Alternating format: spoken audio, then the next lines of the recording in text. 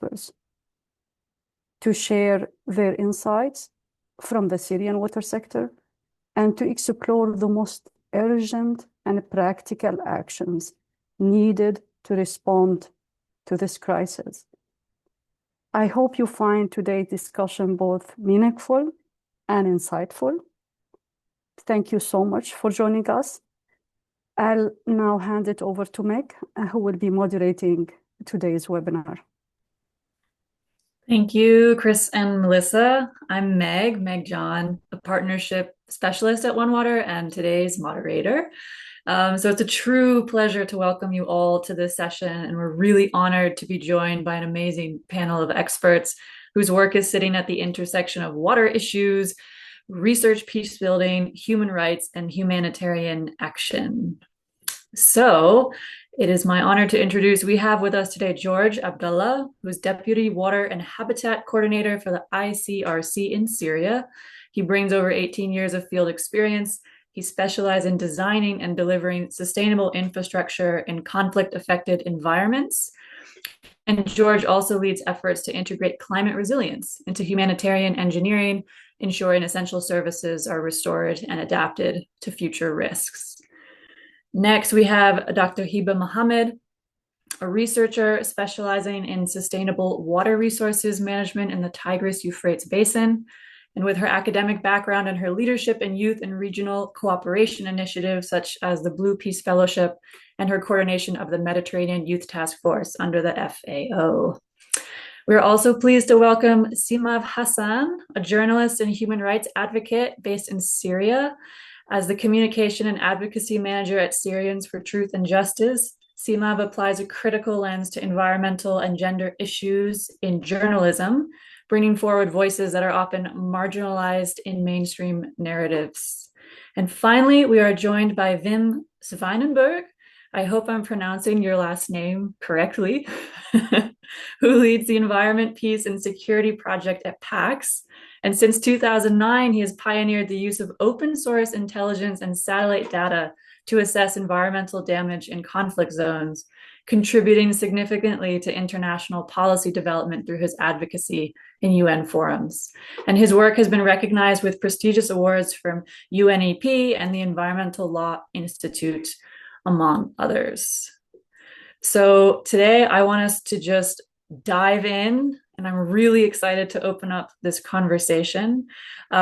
We've prepared one question for all of our panelists today. And the question is, in light of the political transition in Syria, what are the most urgent, realistic, and impactful water interventions you would prioritize if you were in charge of water sector recovery and stabilization? So each of you speakers will have around 7 minutes, and I'd love to start with George. I'll pass it to you. Welcome, welcome. Hello, everyone, and thank you, Meg. I'm very happy to be part of this webinar on the water sector of Syria. I will share my presentation. Please let me know when you can see it.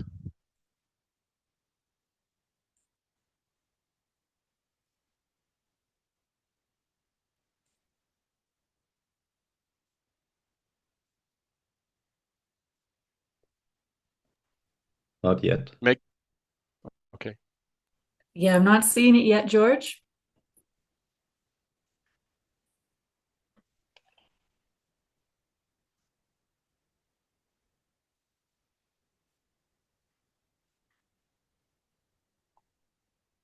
Okay, it looks like it's working. Oh, okay, we're getting there. I see your presentation. Perfect. So to start or to answer this question, I wanted to tackle 2 points. The first one is the challenges of access to urban services during armed conflict, because understanding the problem will enable us to propose a proper plan of action. But also I want to tackle the case of Syria large drinking water facilities, or what we call the ICRC Too Big to Fail program. Now, as we all know, armed conflict has various negative impact on civilians, in particular on the essential services provided to the civilians. And therefore, in my presentation today, I will talk about the challenges faced in delivering essential services during armed conflict, with a specific focus on Syria water sector. This will include the essential services, how those essential services are affected during armed conflict, how the ICRC responds to those challenges in its operation, or what we call the too big to fail program. And finally, I will conclude with next steps. So when we talk about urban services, it's all the services which is vital to ensure the well-being of population or civilians population. And each one of these essential services depends on three main components. The first one is the hardware or the equipment. This could be the pumps, the motor, the generators, etc. But also the second component is the personnel are required to run those equipment, could be operators, technicians, and also management. And the third component for each essential services is the materials and the consumables, which is also important to run the equipment and maintain the service. This could be the chlorine, the fuel, the filters, etc. So any problem with one of these components will cause a disruption and a lack of service. Therefore, the urban services, actually they are interconnected, and any problem in one or consequences in one area or service goes beyond that service or area. For example, a disruption in a power supply system will cause a lack of water, but also poor health care in the hospitals. So urban services are interconnected. Now, how war impact those essential services? We can talk about three types of impacts. First is the direct impact, and actually this occurs immediately after the armed conflict. And this could include the damage to core infrastructure or even loss of technicians and operators. Then we have the indirect impact, and the indirect impact emerge in the short to medium term and stems from the direct impact, and this could be brain drain, but also shortage in spare parts due to the lack of fund. And the third impact or type of impact of armed conflict on essential infrastructure is the cumulative impact, and this build up over the time, and by experience this could be the most destructive and hardest to recover from compared to other two types, because it's require extensive rehabilitation of infrastructure in order to restore a service or a group of service. Listing out the challenges we can talk facing during armed conflict. We can talk about interconnected services. As we mentioned, a failure in one would cause a failure or might be expanded to other regions. Also, the prolonged or protracted conflict, because longer duration leads to compounded damage to basic services. Also, the safer access or the unsafe access, because insecurity limits humanitarian needs assessment and delivery. Also, the complex of urban environment with different stakeholders, institution, organization, bodies, armed groups, and ministries.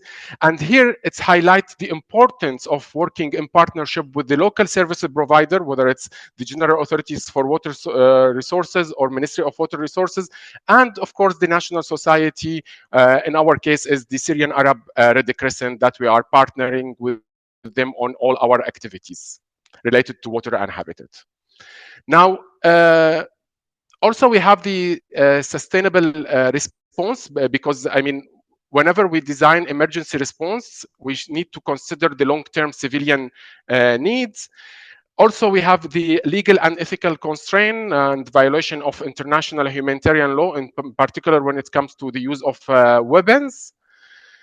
And of course, armed conflict always push millions into crowded urban areas and caused high displacement. And last but not least is the aging infrastructure. And this is caused by poor maintenance and the reduced capacity to operate and maintain infrastructure, but also lack of planning. Let's now talk about the case of Syria large drinking facilities and how the ICRC too big to fail program helped to avoid the collapse of a critical infrastructure in Syria. Quickly, the drinking water supply system in Syria faced fast expansion in urban centers, industry, agriculture. The climate ranges from Mediterranean to desertic, which means less water or water scarcity. Also, we have a complex transborder water management. By 2010, actually, the access to drinking water was 92% in rural areas, 98% in urban areas. Of course, this is a very big achievement, but possibly at the price of resilience, single point of failure. Here we can, for the drinking water in Syria, we can identify three types of facilities. The first one is the very large drinking water system, or what we called the ICRC too big to fail program. Those 7 water facility systems cover the water needs in 8 cities, and failure is beyond repair for all these 7 pumping station or water facilities or water system. Also, we have the medium-sized water treatment plant along the Euphrates rivers. And the third type of water supply is the small to medium rural water system, mostly boreholes in the northern Aleppo and also southern of Syria, Sweda, Konaitra, and some areas in Idlib. So what do we mean by too big to fail? Actually, for a very large infrastructure, which were often built over years or even decades, there are a threshold of damage. Some damages are easy to be repaired during emergency. However, some are rather complex and require years to be repaired if past a certain threshold. Sometimes repair might be impossible or very difficult, and this threshold can be reached by the impact of armed conflict, whether it's direct impact, indirect impact, but also cumulative impact. Now, why the too big to fail as a catchword is a good illustration for drinking water in Syria, because the too big to fail program covers more than 12 million people, demands on remote, highly centralized and energy dependent and very large water sources. Of course, the water sources, as I mentioned, could be the water treatment plant, pumping station, or even springs in the case of Damascus and rural Damascus. Each one of these water sources are vulnerable and could become single point of failure in the future. Of course, in the past years, we have done many emergency responses, repair what we could repair. However, facilities nowadays is still fragile and still need to be rehabilitated or supported. This map shows, yes. We're going to quickly jump in here. I love this presentation. I want to make sure we quickly hear from other speakers. So let's return more to this presentation soon. Is that okay? I know we have a little bit more to do. And I really like what I'm seeing here. Thank you so much for kicking us off. And I'm going to ask Hiba if you could jump in and share with us what you would respond to this question. What are the most urgent, realistic, and impactful water interventions you would prioritize? Thank you all.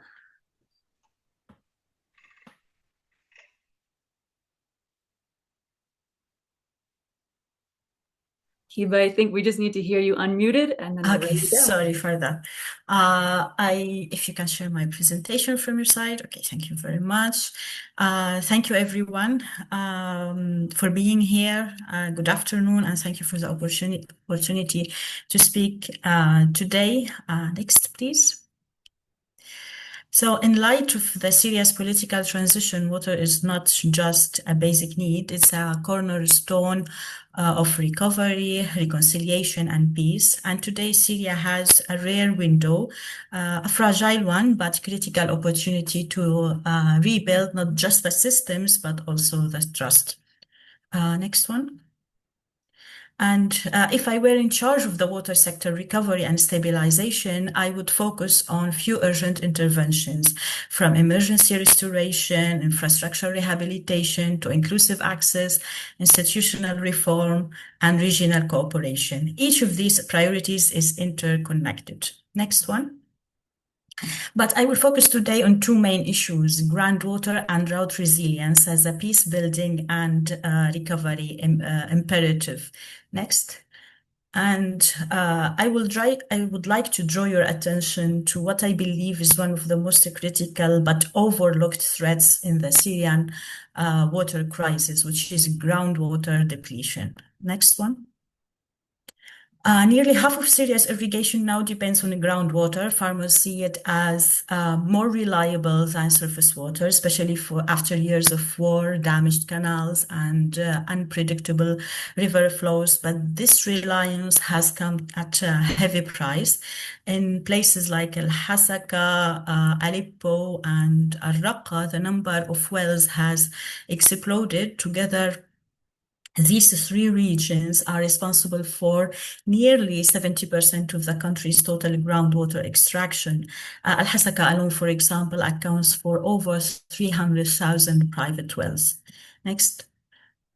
So what seemed like a perfect solution to the Syrian energy and irrigation crisis is now quietly fueling a new water emergency. For farmers, the solar-powered pumps were a lifeline, cheap to install, easy to operate, and immune to the fuel shortages or the price spikes.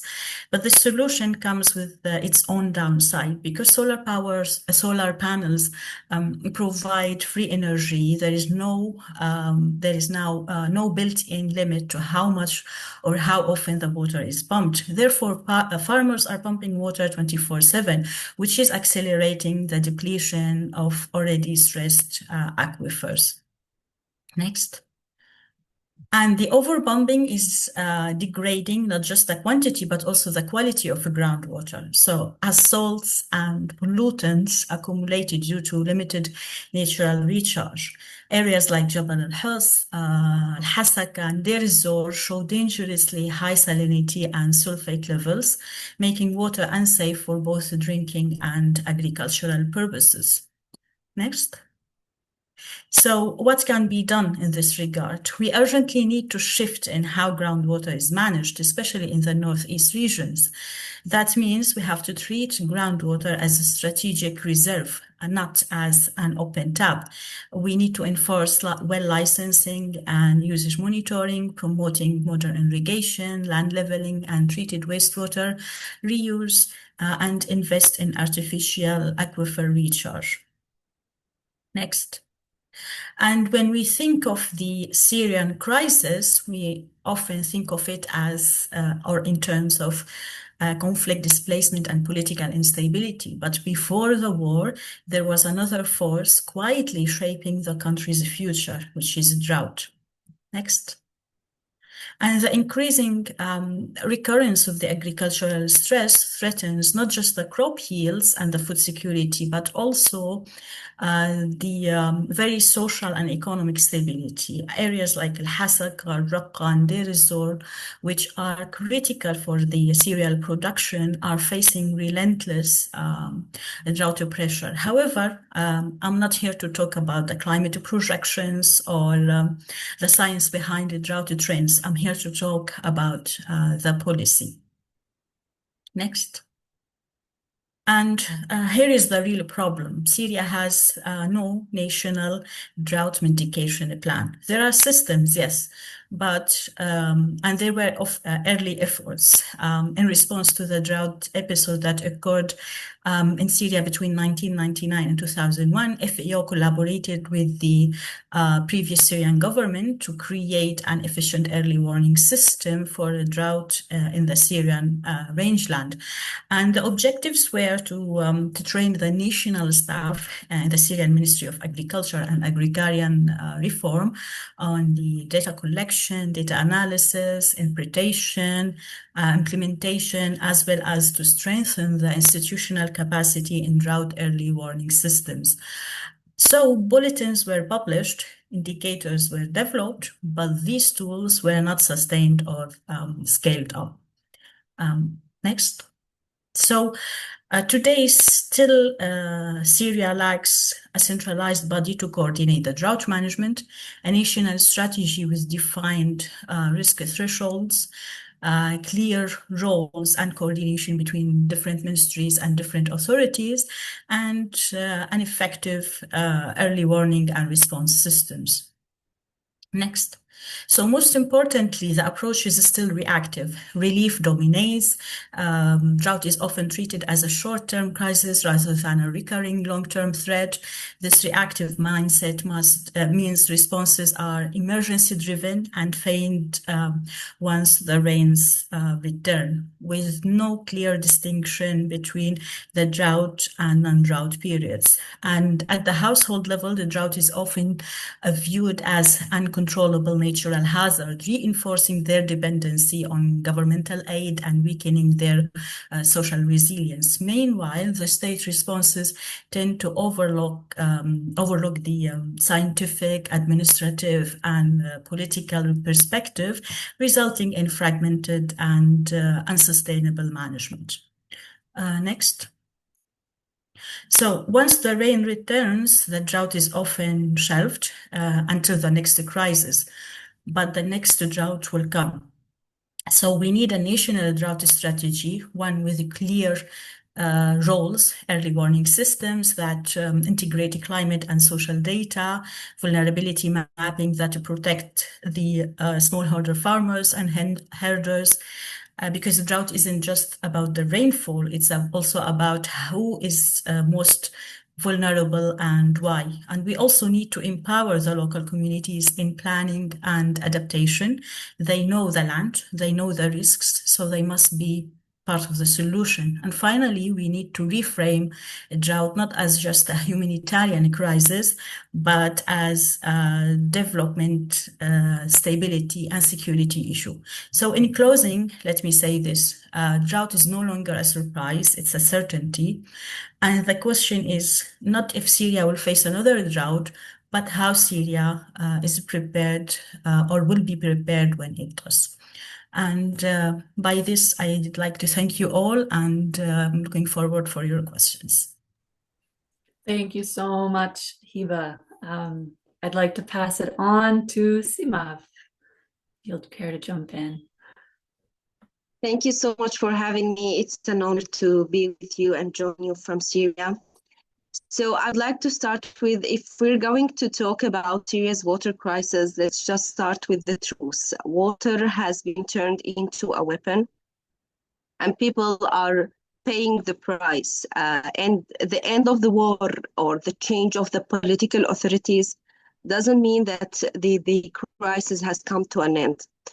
From the bombing of water stations to cutting off supplies to entire cities, water has been used to punish, control, and divide by different parties involved in the Syrian conflict. The former regime continuously punished people in Al-Bab, in Aleppo, also punished people in southern Idlib by cutting the water off. The Syrian National Army, backed by Turkey, used Alok's pumping station as a war tool and prevented Hasake's people from access to water. And unfortunately, the same scenario is being repeated in Suwaida's incidents now. It's been 2 weeks now that Suwaida's residents doesn't have access to water. Meanwhile, fears are growing that southern water sources, especially in Daraa, could be militarized by Israel given the fact that Israel has already took over Sad al-Jubayliyah or Al-Jubayliyah Dam in Daraa for a short term. So as the saying goes, you never miss the water till the well runs dry. In Syria, the wells have actually run dry, and allow me to share this small presentation that I put together with you.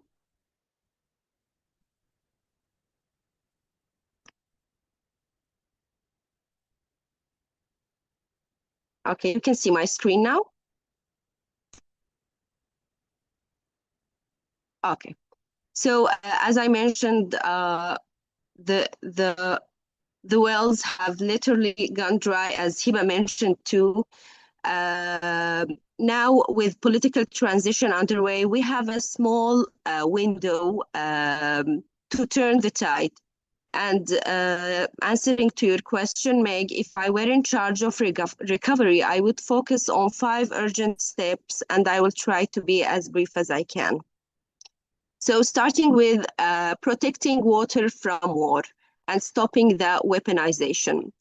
The most pressing demand is stop turning water into a weapon. We need an immediate agreement at national and international level to end all attacks, blockades, and manipulation of water infrastructure, which means prohibiting military use of water stations, preventing armed groups or governments from using water to pressure civilians, monitoring and protecting shared water resources like Euphrates.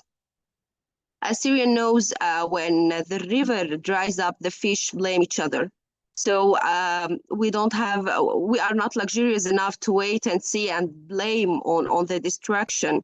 So protecting water is an essential way of protecting life now. We also need, we should start with the rules. We need a new legal framework. Syria's water laws are outdated, and in every region in North, East, South, and West, different actors pull in different directions. If we don't fix the rules, we will stay trapped in the crisis. So we need transitional, inclusive legal framework that recognizes water as a public right, not as a political tool, and absolutely ensuring that women and local communities have real seats on the table. Because legal clarity, in my point of view, is the foundation, and without it, recovery will be just a shaky illusion. We should get the water flowing again. The numbers are different, but more than 2/3 of water treatment plants are damaged, along with pumps, towers, and sewage system. But this is not just infrastructure, it's survival. So we must include water and sanitation in early recovery efforts by repairing drinking water system, irrigation and sewage treatment, and use solar-powered pumps when the grid is down, and also include women in rebuilding, because they are the one who walking for hours for water. And also we should have more data. We should know what is happening underground, and we should fix the system behind the system. So water is not just about the pipes, it's about governance and knowledge. Right now, we barely know what's happening underground. So we should rebuild a national water data system to track groundwater usage and groundwater pollution, and create independent regulators that are not politicized in order to cover all areas for Syria. And without data, we can't have a plan, and we can't think further about what to do in the upcoming years. And okay, I'm trying to move to the next slide. Okay. So last but not least, I would say climate change is already here. Drought are longer, rainfall is unpredictable, and farmers especially in the northeastern part of Syria and in the north in general, are losing their livelihood, and Syria is losing its food basket.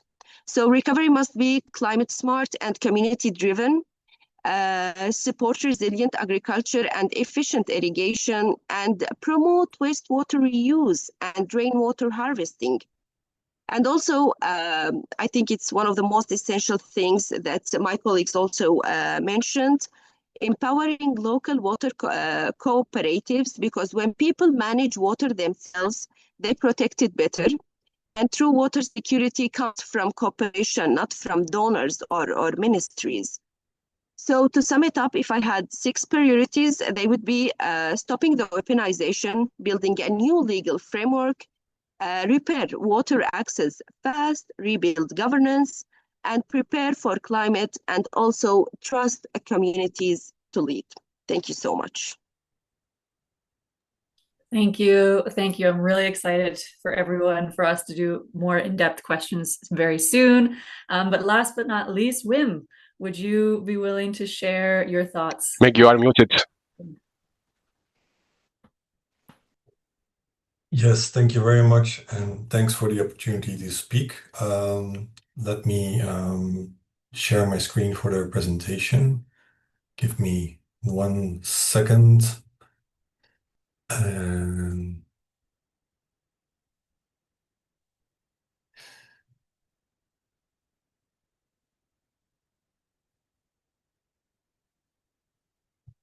you should see my screen now. Yes.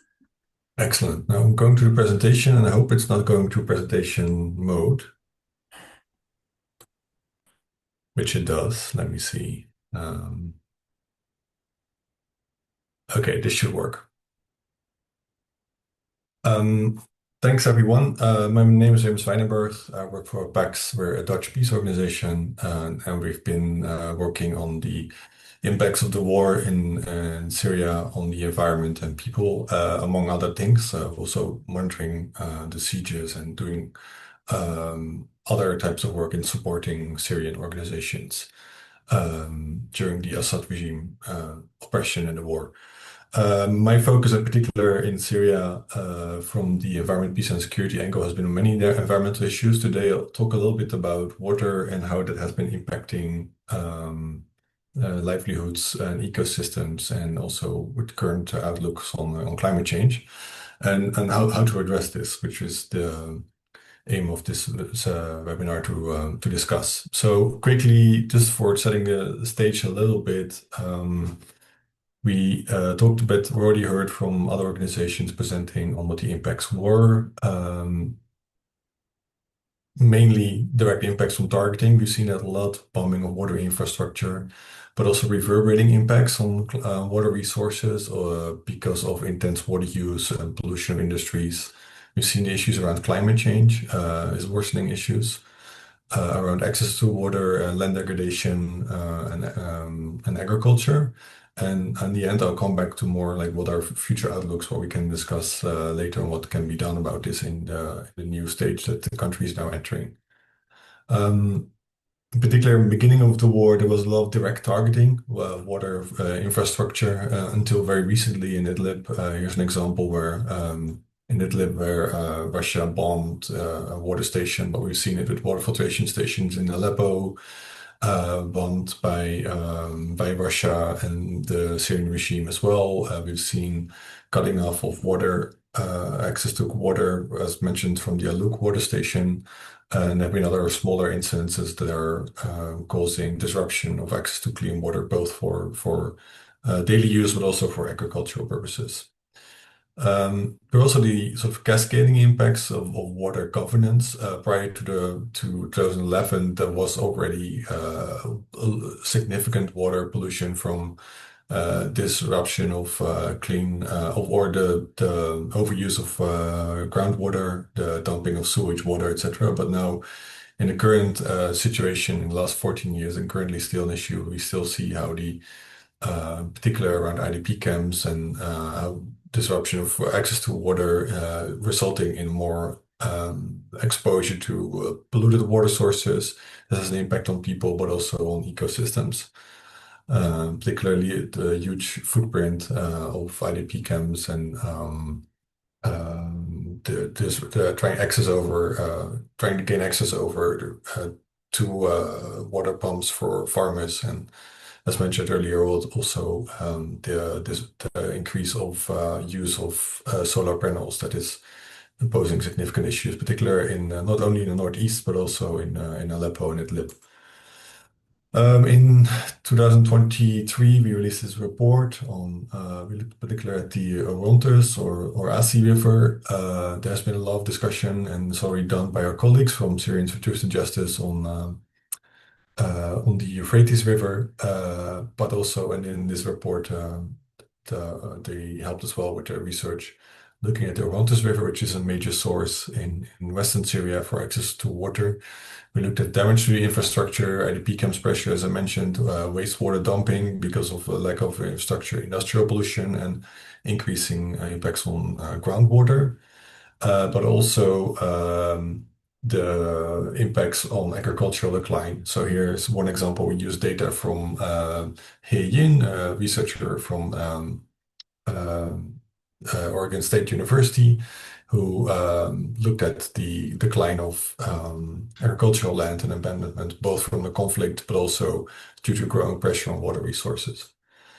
Other indirect impacts, which are good to mention here, which is resulting in pollution and degrading water qualities, are attacks on and in general, the oil industry in Syria, particularly in the northeast, where Turkey has been bombing fossil fuel infrastructure that's resulting in pollution, as you've seen here in the Jakjak River. But this has been a persistent issue. It's not only because of the bombing, it definitely contributed to it, but the industry itself was already dumping wastewater in large volumes into the Jakjak and the river that's flowing into the Khabur and then into the Euphrates, but also in Deir ez-Zor, the oil industry is a major contributor to pollution of the Euphrates River, and similar, we've seen it as well in other areas. So industrial pollution, but also agricultural runoff, and this is in combination with climate change, where lowering water levels, but still agricultural production and runoff from pesticides and herbicides and fertilizer is worsening water quality. So all of that sort of combined is the situation where we stand at the moment. And I think with the new period we're now entering, there are opportunities. So how do we address this? And this is where we feel like there could be, from the start off, as mentioned earlier as well by the previous speaker, like a full-scale assessment of damage to water sector throughout Syria needs to be done. So what is the type of damage to water infrastructure? But also what is contributing to the water pollution, both from the agriculture industry, the fossil fuel industry, but also I think when rethinking Syria's economic recovery, that needs to be included in thinking of what to invest in and how to invest in the type of industry that don't put a lot of pressure on water resources. We definitely want to also reiterate the case for donors who are investing in the reconstruction of Syria to look at repairs of water infrastructure itself, but also water governance. So there's a good overview who was using water and where, particularly as we saw prior to 2011, where weak governance was resulting in overuse of groundwater resources and pollution. And last 2 points, particularly with agro production in the face of climate change, we need to rethink what types of crops, and also in terms of fossil fuel, start refocusing on sustainable energy production. At the moment, Syria is really much dependent on fossil fuels. That's not going to change anytime soon. It's not like the UAE, which has a lot of funding available to think about reshifting that. But at the same time, and I'm also not pleading for fossil fuel production, but the reality is that a lot of people's jobs and incomes are depending on it at the moment. But I need to already start rethinking that. And lastly, also the climate crisis should be part of the discussions around international donors, in particular the IMF and the World Bank, and in the development of future Syria's economy and how to mitigate those kind of impacts, particularly looking at the pressure on water resources. So that was a quick introduction from my side, and looking forward to the discussion afterwards. Thank you so much, Wim, and to all of our speakers. We're going to start to go into more specified questions for each of you. But I do want to just take a moment to really thank you for these incredible insights. And for me, particularly what I'm hearing is actually so many interconnections with what you're saying. You know, like George, when you were discussing the different forms of impact, and I hear from Wim this idea of that cascading impacts as well. And we have to look at the complexities here.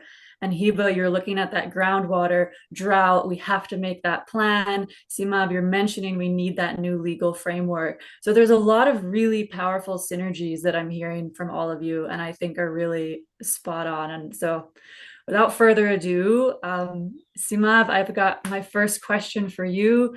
So a little bit more in your context. So from a human rights perspective, how would you ensure equitable access to safe water during this transitional phase in Syria? And so this is a huge question, and I can only give you 2 to 3 minutes, but I fully trust you'll handle this. Thank you. I'll do my best. So actually ensuring equitable access to safe water during Syria's transitional phase is both a human rights obligation and also a foundation to a sustainable peace. So access to water is enshrined in international human rights law, including the International Covenant on Economic, Social, and Cultural Rights. But unfortunately, in Syria, this right has been systematically denied, and water has been weaponized, as I mentioned before, used as a tool of war, punishment, and control. Allow me to talk about 2 cases, Meg, Alok Water Station, which was used as a weapon against civilians since October 2019. So it's 6 years now after the Turkish military operation in northeast Syria. The Alok Water Station, which serves more than 1 million in Hasaka government, including IDP communities in camps and informal settlements, has been frequently shut down or damaged. Turkish-backed forces, SNA, control the station and have used it as a leverage in negotiations with the autonomous administration. And while the SNA now is part of the transitional government, the Alok pumping station and Hasaka's water crisis have not come to an end yet, which resulting entire city and IDP camps, including Al-Hol camp, Al-Arisha camp, and more than 5 informal camps are left without water. And civilians have had to rely on expensive and unsafe alternatives, leading to diseases, outbreaks, and water insecurity. The other case I want to talk about, which is happening now, is Suwaida. Suwaida is facing an ongoing water crisis. Today, the city has been without running water for over 2 weeks. What began as a military escalation between Syrian government forces and local armed factions has left critical infrastructure paralyzed. Although a ceasefire has been announced, the water system remains non-functional, and the crisis continues to impact thousands of civilians. How do we ensure equity in the transitional phase? The new transitional legal order must explicitly define access to safe, affordable water as non-negotiable human rights or human right. It should prohibit using water infrastructure or access as tool of political pressure or a military strategy. It's not enough to fix pipes, Meg. We must fix the laws and the mindset that allowed water to be used as a weapon. And I will just mention another recommendation. Establish an independent water oversight body. We really need it now. The last legislation about water was in 2005. It was supposed to monitor and observe the violation against water system and sanitation system, but it's non-functional now. So we should create a water equity and accountability commission, an independent one, which has a mandate to monitor access in all regions, including former opposition-held areas, northeast Syria, and in informal settlements and camps. It should have the authority to investigate and report cases of deliberate deprivation of water, and a mechanism for grievance from marginalized community. This body must work with local councils, civil society, and international monitors during the transition, and it should not be centralized like the case is in Syria politically. It should work in Suwaida, in Deir ez-Zor, in Qamishli, and also in Damascus and Aleppo. Thank you so much. Thank you, Simav. George, over to you. Given ICRC's field level engagement, what emergency water-related actions do you think are most viable to prevent public health crisis and that infrastructure collapse? Thank you, Meg, for your question. And actually, I mean, here I want to elaborate on the ICRC modes of operandi. And actually, the ICRC approach is built on three core mechanism. The first one is the emergency response. This includes traditional reactive measures to any water, sanitation, or health needs. Then we have the systemic support, whether reactive or proactive when possible. And this includes various types of activities from support to service provider, rehabilitation of pumping station or water facilities, provision of spare parts and consumables, prevention maintenance, energy supply, and of course capacity building to the water authorities and operators. And the third part is the protection and prevention, and this is very important component to make sure that the civilian objects are protected, and also to make sure that to ensure that activities of the ICRC don't contribute to long-term social tensions. I would say this comprehensive operational framework or operational depth for the ICRC is allow the ICRC to respond to the emergency needs, but also to early recovery of the water facilities and infrastructure to overcome the challenge faced during the armed conflict. And I would say the ICRC, during the 15 years of intervention, we managed to build a team of 300 SARC volunteers and 300 SARC hygiene promoters. Also, we managed to do a wide range of activities from access to education, water supply, electricity supply, rehabilitation of IDP centers, but also restoring of critical infrastructure, same what we are doing for Too Big to Fail to avoid the collapse of such important water stations. And since I still have a bit of time, I just want to conclude on my last slide of the previous question. And here I just want to mention 6 let's say intervention could help the future of Syria, which is also matching with what other speakers mentioned, rehabilitation of critical water infrastructure, similar to the concept of Too Big to Fail, and the comprehensive assessment. Second, expand access to safe water, in particular in the Northeast and the Northwest. Also implement a sustainable water cycle through wastewater treatment and reuse. Fourth, we have to rebuild water governance and oversight, including training of water authorities and operators, integrate climate resilience practices, and last but not least, strengthening regional and cross-border cooperation. That's all from my side. Back to you, Meg. Thank you so much, George. Wim, how would you say that water inventions in post-Assad Syria serve as tools for peace building? And what strategies would you prioritize to prevent water-related conflicts during the transition?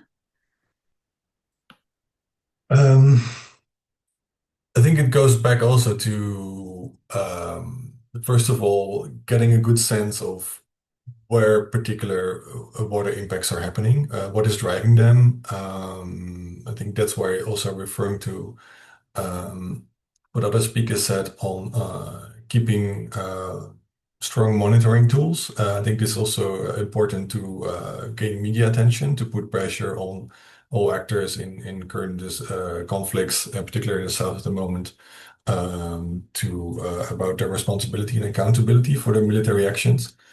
And at the same time, it's also helpful to raise awareness on how fast these kind of escalations can happen, and how fast these escalations can lead to humanitarian impacts. And lastly, I think it's also important to show the vulnerability of water infrastructure and the need for inclusion in the recovery and restoration of the country. And I think, and that's more in the longer term, because now we're in a phase of, in particular in the south, and also in the northeast as well, where there's still often hot conflicts. But in the recovery phase, like bringing together different actors, and that's the challenge at the moment, in particular in the former regime areas, is that civil society in general is quite weak. There was hardly any chance for civil society organizations to organize themselves. While civil society groups and communities are key in understanding what current pressures are on water resources or general, for example, around agriculture, and to have those voices included in discussions with the government in setting priorities for recovery. And I think that's also where international donors should focus on, and on strengthen civil society build up and provide support to these kind of groups that also are working with communities. And then on long term, like how shared resources, particularly around water, can be a tool for peace building. There are lessons to be learned there from other post-conflict situations where water has been a tool for bringing people together and to build around opportunities to dissolve conflicts. In particular, when we're looking at agricultural stresses, that can cause an increase of conflicts and social conflicts, or even escalate into our violent conflicts. Having this kind of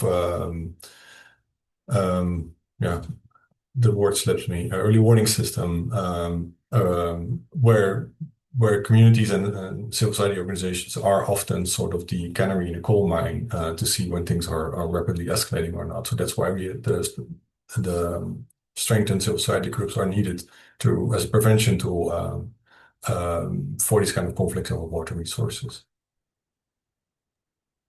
Thank you so much, Wim. That's really interesting. I'm excited also in a little bit of time to hear how participants listening in are going to be also posing questions and such. Hiba, last but not least, over to you. What would you say can be done at the educational level to move beyond purely technical training in water-related fields and instead foster a more interdisciplinary approach? Thank you, Meg, for your question. It's I believe it's a timely one, and my answer will be like a reflection from my own experience as civil engineering graduate from Syria. That today's education on the water resources often in Syria often stops at the technical. The students told how to build dams, model river flows, and design infrastructure, but we are not adequately prepared for the political and the diplomatic realities of managing the water, especially in our region, the Middle East, where water crosses borders and is deeply tied to the security, power, and peace. So I guess to meet today's challenges, we need to rethink the water education. That means going beyond the engineering and hydrology to include water diplomacy, transboundary cooperation, negotiation, and conflict resolution. And the students must understand that the water management is not just about pipes and pumps. It's also about the politics, the equity, and dialogue. This shift requires redesigning the curricula to include the interdisciplinary modules and practical training. It means forging partnerships between universities and regional and international initiatives and organizations so students can get or can engage with real-world case studies, participate in simulation, and even conduct field field work across borders. Ultimately, we need to train not just water engineers but also water diplomats, professionals who can build trust as well as infrastructure, and who are equipped to foster the cooperation over the competition. Only then I believe we can ensure that our shared water becomes a source of peace, not conflict. Back to you, Nick. Thank you, Hiba. Yeah, I'm just taking away from everyone's words how this transitional phase has to be this interconnected and wider understanding of we need international diplomacy, we need infrastructure repair and rethinking what are the impacts of solar panels and pumping, what are the limitations, what are the conversations. So I'm just thankful for everyone for bringing up so many critical perspectives of what this water challenge looks like. So before going back to questions from participants, which I'm really excited to hear, I'm going to give it back to Chris, who's going to present one of Onewater's projects in Syria, the Euphrates River platform. So over to you, Chris. Thank you. Thank you, Meg. Yeah, so really quick, I think we alluded to it a little bit earlier, and I think it's quite fitting given the complexity of things. A couple of months ago, we finished this project with UNDP Syria, which I guess the tagline was "Unveil the ancient fabric of the Euphrates," but it is certainly intermixed with many modern day challenges and issues. It's an interactive tool that collects quite a few of UNDP's projects and other projects on different topics related to the many challenges on the shores of the Euphrates, starting out with the cultural issues and climate change, biodiversity decline, infrastructure issues, agriculture, water quality, and ultimately the very challenging transboundary water and respective cooperation bits in the Euphrates River Basin. Yeah, users can explore these things in a very playful fashion almost. There's a lot of data and a lot of reports that we've unearthed and also data that we've collected for the first time to present some of the issues in the Euphrates in a more accessible manner. And people can interact with that, and also schools and other venues that we've used this for in the past. This one is the one on biodiversity, which is also particularly playful with a lot of animals and the likes. It also has an incredibly rich cultural element to it, whereby a few of the Onewater folks have mapped out the past couple thousand years of Syrian history and collected all of the fantastic bits and pieces coming out of the region, whether it's pottery or beer brewing or the many other tools and systems that some of us still use to this very day.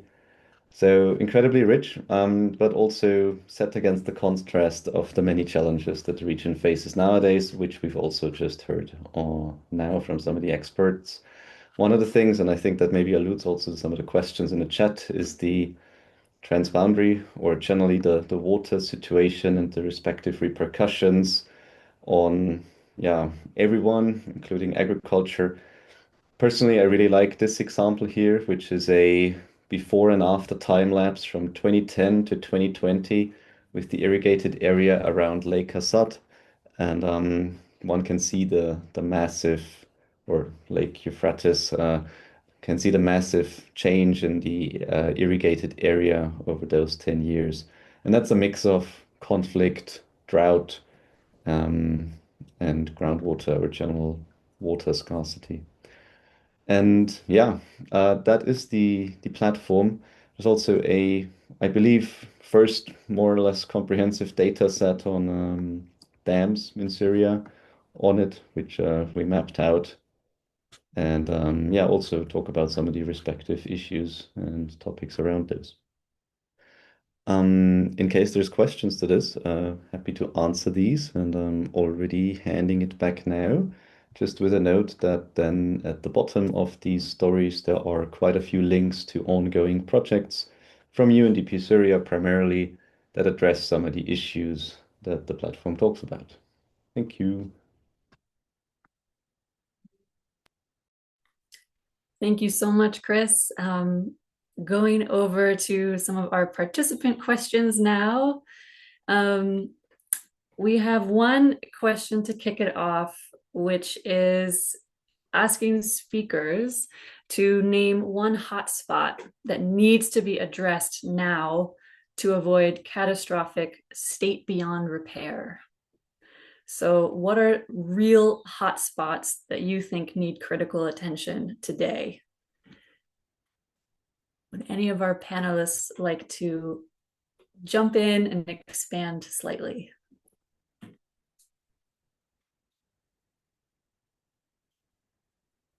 George, feel free to jump in. Hello, and actually, thank you for the question. To be honest, the first hotspot I would tackle is Aluk water pumping station, because it's really something that we need to take care of. Of course, the population of Hasake are not having water for years now, and therefore the ICRC since years committed to do a lot of water trucking there. So the first thing I would look at nowadays, or the first step, would be to rehabilitate Aluk. Of course, gaining safer access is a very important point in order for ICRC to reach the station and carried out the needed repair to be done for the equipment. But also we need to think, as I mentioned, about the other two components, which is the personnel, the operators, but also the consumables in terms of fuel, chlorine, etc. Thank you. Another question we have is, one participant is telling us that under data shortages in Syria, and also the last national report from Syria on governance, perhaps in 2010, what would you recommend are the first steps to drawing a roadmap to solving water transboundary issues, freshwater issues, and perhaps I'll add this legal framework we were talking about. Where do we start?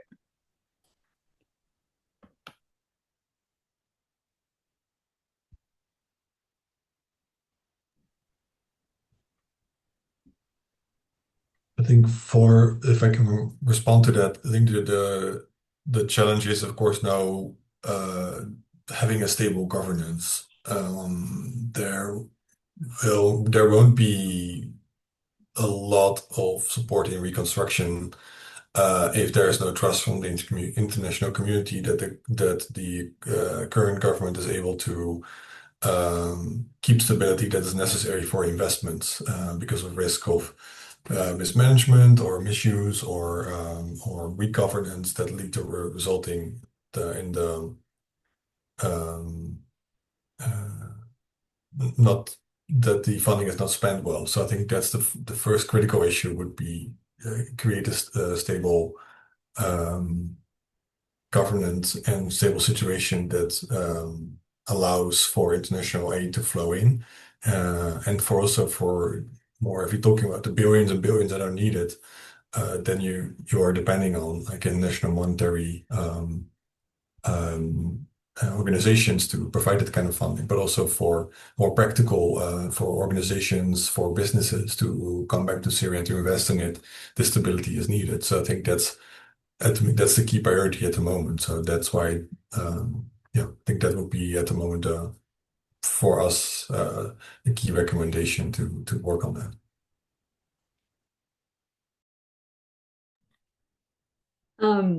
Another participant is really emphasizing that 70% of Syria's water resources come from across borders. And so what about this aspect? How would we work on this transboundary cooperation?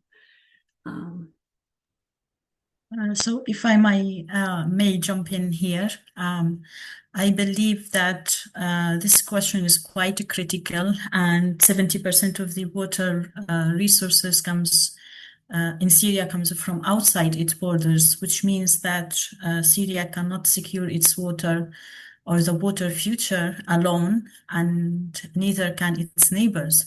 And all agreements were written for different era, different politics, different climate, different technology. And it's time to revisit these treaties and move from my cubic meters versus yours to a very shared benefits for all. And here, I guess, what we need is more cooperation and to favor cooperation, transboundary water cooperation, rather than conflict or competition. And there are a few steps, I guess, we can do in this regard, whether at the short term, medium term, and long term. Probably we should measure together the data and share this data.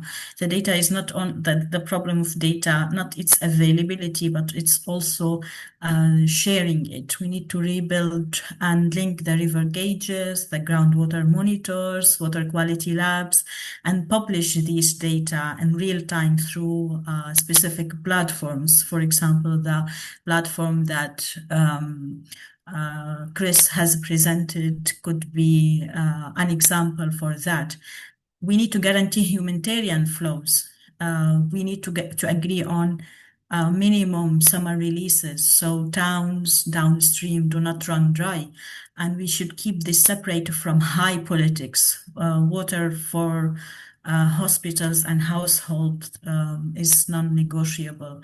And we should I believe we should create fast technical troubleshooting teams, specific committees for each river, like the Euphrates, Orontes, and Yarmouk, that meet occasionally to solve day-to-day problems like the dam releases, pollution spikes, without waiting for a full-blown, let's say, diplomatic summits.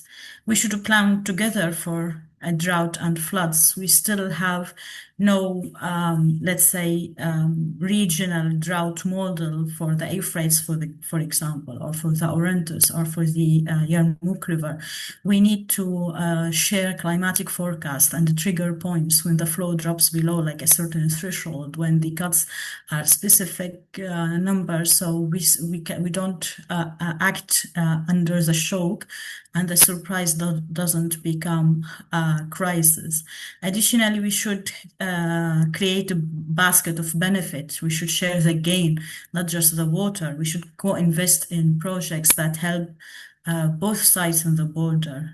Joint solar fields, let's say, to power pumps, wetland restoration that cleans water naturally, coordinated hydropower releases that maximizes the energy and minimizes the downstream shocks.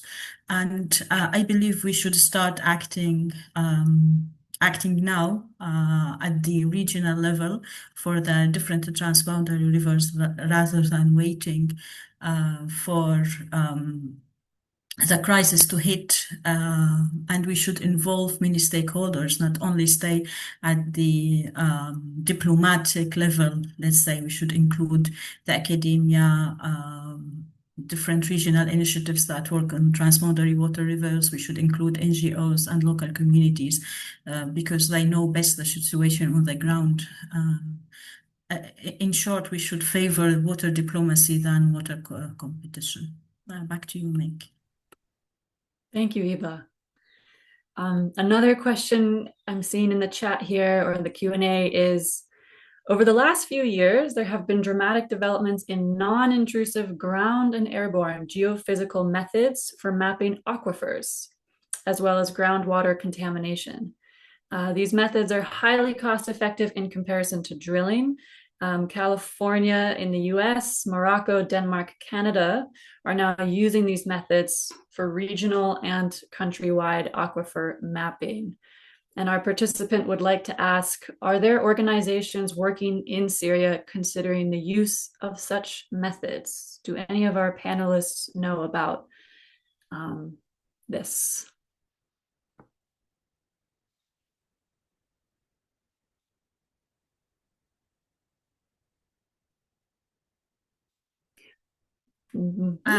If I may say that we still lack in Syria and groundwater mapping in general, and we don't know exactly about the situation of what is beneath the soil. So in general, there is no case study, there is no national plan, let's say, or national study about the groundwater. There are like specific spots, specific case studies that are more directed to the pollution in these aquifers or in these wells, rather than to have a very national one. So I believe this would be diplomatic answer to it. Thank you, Hiba. Another question coming in is, what are the main opportunities and challenges in adopting the WEFE Nexus approach, which I believe here is referring to the water, energy, food, and ecosystems Nexus approach in Syria's post-conflict reconstruction? And how might it help in building long-term resilience across interconnected sectors? Would any of our panelists like to jump in here?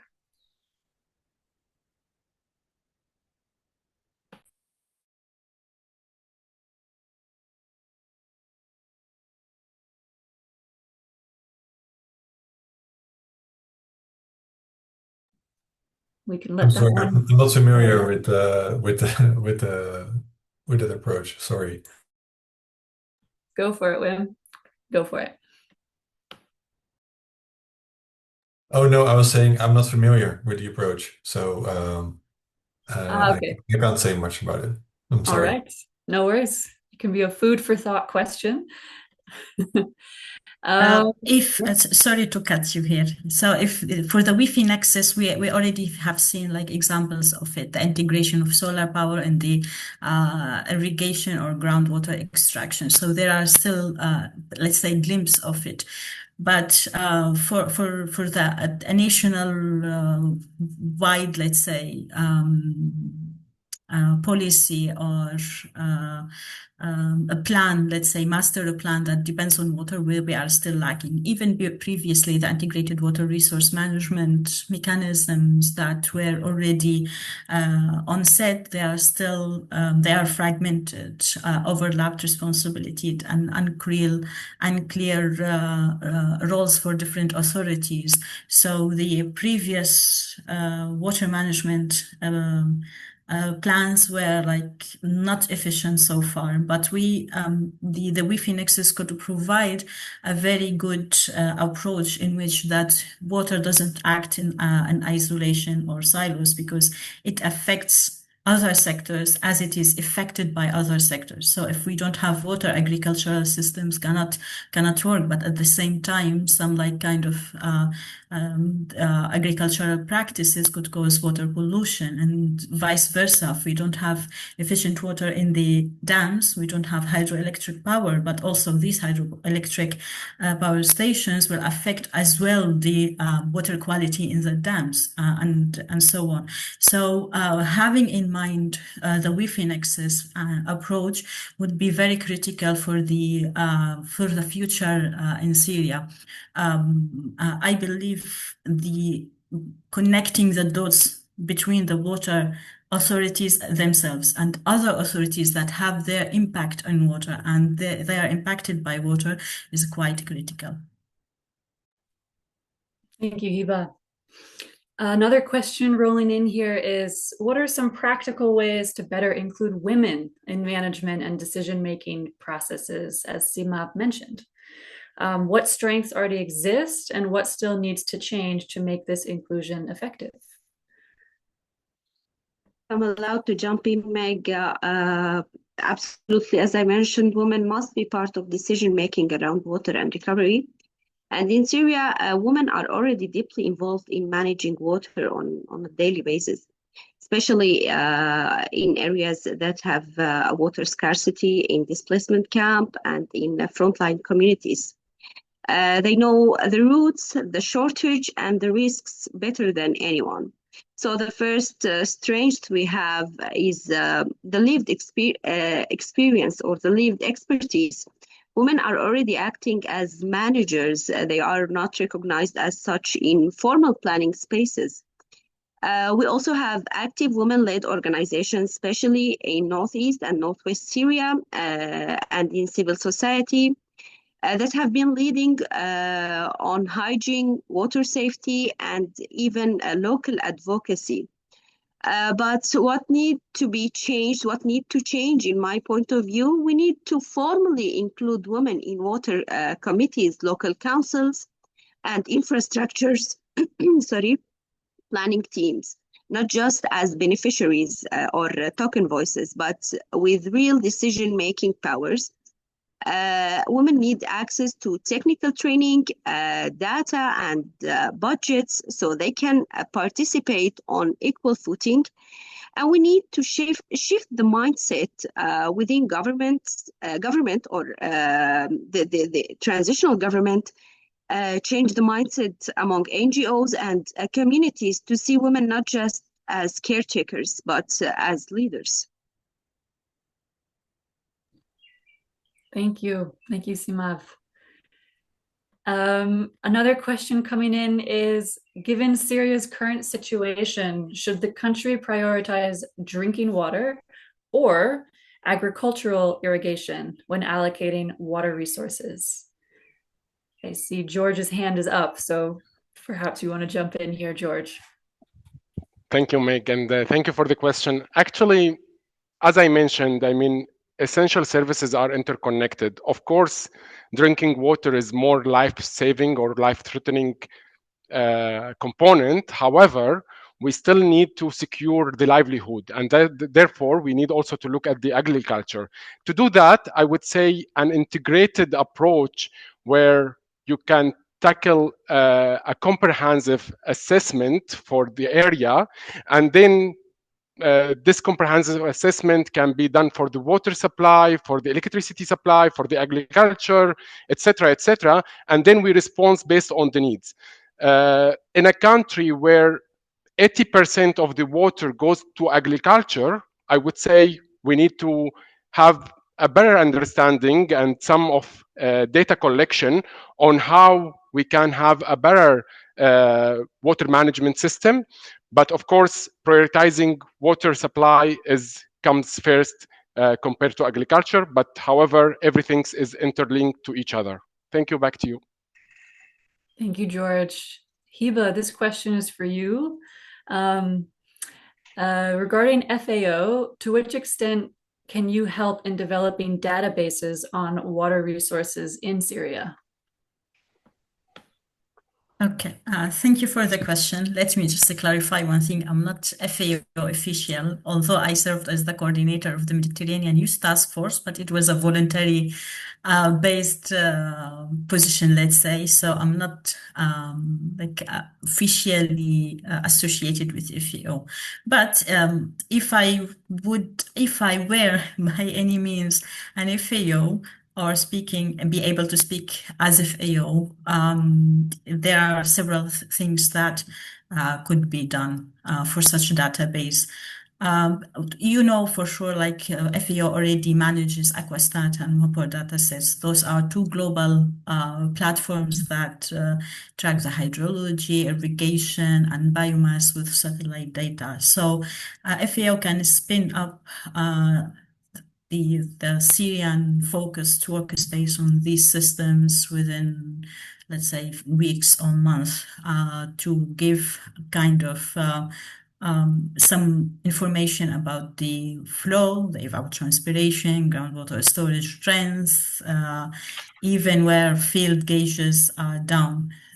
Additionally, FAO can provide capacity building and training for the national technicians that covers not only the GIS skills, but also the open source data design, different protocols, so the local staff can run the systems after, let's say, a project or a training is done, so it can be more sustainable for the database itself. FAO can also work as or provide broker data sharing agreements between the ministries, like Water Ministry, Agriculture, Environment, and with other UN partners, aligning the metadata standards and access rules. On the ground, I can work on the rehabilitation of the physical networks, low-cost loggers, automation of river gauges, and so on. But this will be always like under the request from the Syrian government, and in addition to collaboration with other, let's say, stakeholders and other UN agencies. Thank you, Hiba. And our final question from participants for today is, do we think a central and phased plan defining urgent interventions and investment needs is a good idea? Regardless of who is ruling, such plan could be used to estimate recovery costs and subsequently leverage funds from a variety of funding sources. George, I see your hand. Yes. Hello, Meg. I wanted to jump in because this is exactly the concept of Too Big to Fail ICRC program. So the Too Big to Fail program was about a comprehensive assessment for these 7 water systems across the country, where we managed to have a detailed study for each one of those 7 water systems in order to come up with a concrete outcomes to avoid the collapse of such important water supply system. So it's already exists somehow. I mean, whoever want to start, he will not start from scratch. It's already there. ICRC data, of course, was shared also with the Ministry of Energy and the General Authorities of Water Resources, and can be accessible to anyone, because nowadays the ICRC is tackling only the first measures or the priority measures, but there are many measures that need to be tackled in order to make sure that the service delivered to the end user. Thank you. Thank you, George. Thank you all for contributing your thoughts and questions. It's been really interesting to see the many perspectives, points of view that honestly need to come together. I hear this word cooperation, and really looking at what are the pathways of that moving forward. So without further ado, I'm going to pass it over to Lama, who is going to, well, let her explain. And it's been a real pleasure hearing everyone. Thank you so much, Meg, and thank you to all our speakers and participants for this interactive and very important questions that were posed. So I just want to mention a few things. We post a short survey in the chat in Zoom, and also my colleague will post it on LinkedIn. We want also we want to hear from the participants what they think that are the main hotspots in the Syrian water crisis and how we can solve it.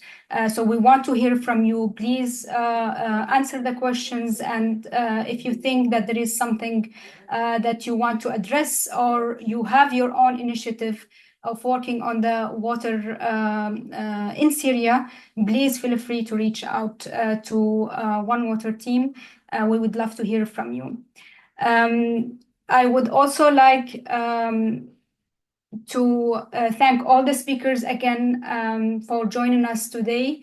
I mean, there are many questions about the water crisis in other countries, and we really hope that we actually contributed in knowledge can benefit other contexts. Of course, each country has their own type of issues and unique issues that can only be dealt from understanding that context, but we also hope that this exchange sessions can help also raise awareness about other contexts. So it's not only about the water crisis in Syria, but other countries who are suffering from the weight of conflict and other issues related to the water sector. We already, over a decade of conflicts in Syria, had left the scars across the nation, not only on the infrastructure or the landscape, but also most heartbreakingly on the people. Innocent civilians, men, women, children, continue to suffer the consequences of violence, displacement, and deprivation. I mean, as we speak today, and many of the speakers already mentioned that many are living without access to their most basic needs, unfortunately. And we would like also to honor the memory of those who have lost their lives, and we stand in solidarity with the survivors who endures the hardship every day. So thank you so much again. I will hand it to you, Meg, to close the session. And thank you for participating with us. I want to echo Lama's thoughts and words here, just to really say thank you, thank you, thank you. I have taken many notes that I'm going to keep reflecting on throughout the session, and I'm really excited to see all of our work moving forward. And I hope with this session can build some momentum towards really coming together, putting different perspectives and voices into the same place, and really start to synthesize what does this pathway look like, and what do we want community representation to mean? What does that, like, how does that matter? And how do we bring conflict, livelihood into a balance where we're actually building a water system that is just? And I think really looking at what does justice mean for Syria today is a really, really critical work. And I really believe in Syria, if I can say that. And I'm really wishing for the best for people's lives and families. And yes, I'm really hoping that this reconstruction period can bring lives forward. Lama, do you have a final closing message you'd like to give before we finalize our session here today? We want to say that we will have a second session that will be held in Arabic. We will announce the date and the speakers. It will be more with the technical expertise and going into the nitty-gritty of how to deal with the issues on the ground. Melissa will share more information later. I also want to say that after this session, we will prepare a draft policy recommendation that gather all the speakers' insights, but also the survey that we shared with you today. So if there are any findings coming from the survey, we will also compile it together, share it with our speakers for their inputs, and then share it on Onewater. Thank you once again. And we hope to see you in the second session that we will announce soon.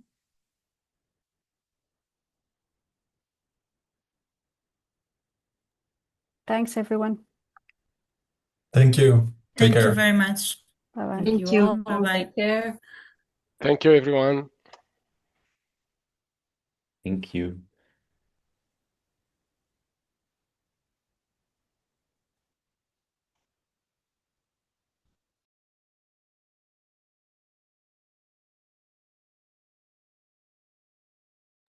I stop the live stream and I will close the session here. Okay. We'll see you in WhatsApp. Bye-bye.